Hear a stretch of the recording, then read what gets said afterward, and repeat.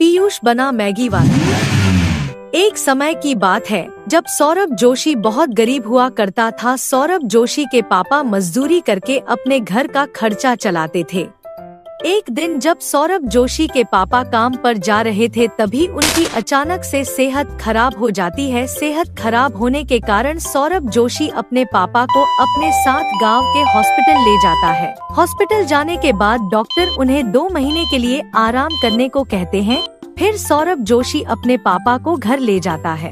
अब घर की पूरी जिम्मेदारी सौरभ जोशी अपने सर उठा लेता है।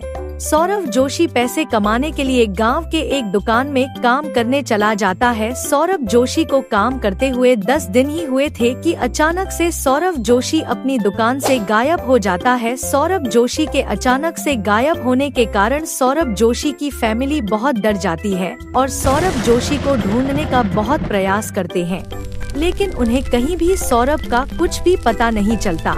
सौरभ जोशी के अचानक से गायब होने से सौरभ जोशी की फैमिली का खर्चा चलना मुश्किल हो गया था। उनके घर की स्थिति बहुत खराब होती जा रही थी। तभी एक दिन पीयूष को एक सुझाव आता है और वह अपने पापा से कहता है, पापा मैं अपने गांव में एक मैगी का ठेला लगाऊंगा। यह सुझाव साहिल को भी पसंद आता है और साहिल पीयूष से कहता है, मैं भी तुम्हें ठेला लगाने में मदद करूंगा। फिर वह दोनों भाई अपने गाँव में ठेला ढूंढने के लिए निकल जाते हैं। बहुत ढूंढने के बाद उन्हें एक कम दाम पर ठेला मिल जाता है। फिर वह दोनों उसी ठेले को अपने घर ले आते हैं। अगले दिन वह दोनों सुबह सुबह ठेले पर मैगी बनाकर गांव में बेचने के लिए चले जाते हैं। गांव पहुंचने के बाद वह मैगी बेचना शुरू कर देते हैं। गांव वाले जब उनके पास मैगी खाने जाते हैं तो उन्हें वह मैगी बहुत पसंद आती है। बच्चे भी उनकी मैगी को खाना पसंद कर रहे थे। उनके मैगी का व्यापार अच्छा चलने के कारण वह बहुत खुश हो जाते हैं और शाम को अपने घर चले जाते हैं। घर जाते ही वो खुशखबरी अपने पापा को बताते हैं। उनके पापा बहुत ही खुश हो जाते हैं और उनको शाबाशी देते हैं। इसी तरह फिर वह रोज सुबह अपने गांव में मैगी का ठेला लगाने के लिए चले जाते थे। 1 महीने के अंदर ही उनकी मैगी की चर्चा हर एक गांव में होने लगी। मैगी का काम अच्छा चलने के कारण एक दिन पीयूष साहिल से कहता है, भैया हमारी मैगी लोगों को बहुत ही पसंद आ रही है। बाहर वाले गाँव से भी लोग हमारे पास मैगी खाने के लिए आते हैं। क्यों न हम अलग अलग गाँव में अपनी एक दुकान खोल ले। यह सुझाव साहिल को बहुत ही ज्यादा पसंद आता है और फिर वह दोनों अलग अलग गांव में जाकर अपनी नई दुकान खोल लेते हैं। मैगी की इतनी सारी दुकानें होने के कारण उनकी आमदनी भी बढ़ जाती है। मैगी का व्यापार अच्छा चलने से वह अपना एक बड़ा सा नया घर ले लेते हैं। 2 महीने पूरे होने के बाद उनके पापा भी ठीक हो जाते हैं और उनकी मैगी के व्यापार में मदद करते हैं।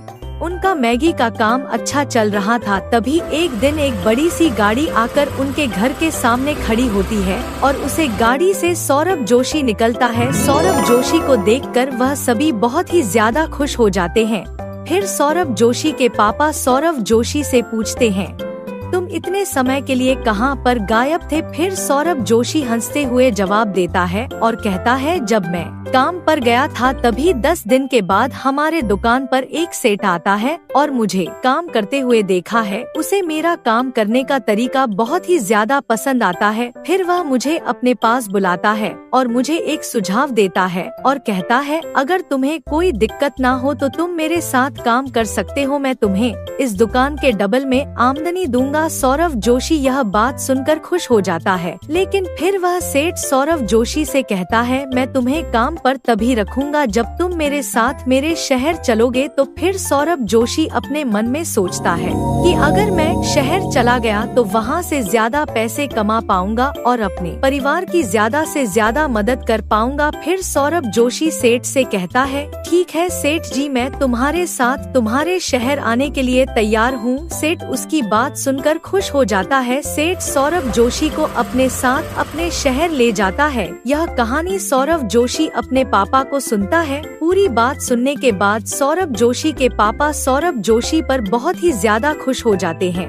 और सौरभ जोशी से कहते हैं, सौरभ बेटा, तुम्हें अब शहर जाने की कोई जरूरत नहीं है क्योंकि पीयूष और साहिल ने पूरे गांव में अपनी मैगी की दुकानें खोल ली है। यह बात सुनकर सौरभ जोशी बहुत खुश हो जाता है और कहता है ठीक है, मैं पीयूष और साहिल की उनके व्यापार में मदद करूंगा। फिर वो तीनों भाई मिलकर अपने मैगी का बिजनेस आगे बढ़ाते हैं और अपनी फैमिली के साथ खुशी खुशी रहते हैं।